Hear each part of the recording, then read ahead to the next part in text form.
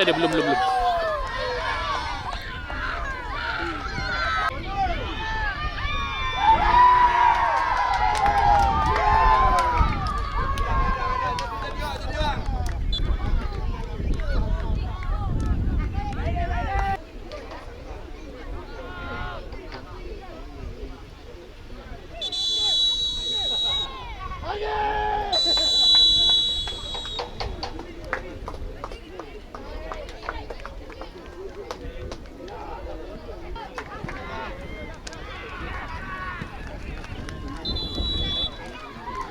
Saya ucapkan terlebih dahulu kepada pasukan saya, kawan-kawan saya dan seluruh tim Terengganu.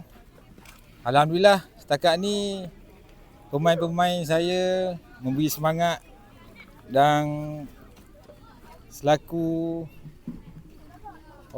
pasukan underdog, dia terus memberi semangat dan beri keyakinan untuk terus ke hadapan. Ya, tekanan tu pasti ada sebab cabaran makin minggu makin mencabar. Macam minggu ni first kita main 11 belah.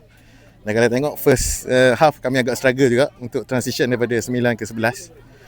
Cuma kami harap untuk terus catat keputusan yang baik untuk menjarakkan lagi kedudukan dengan dua pasukan Selangor FC dan Selangor FA. Dan semoga kekal ke akhir liga lah. Betul, proses dia bukan proses bulan. Ni proses makan tahun. Macam Coach Kimi sendiri, tim ni daripada kebanyakan dia daripada umur U7 dengan dia dah. Mana 5 tahun paling kurang untuk sampai ke tahap sekarang lah.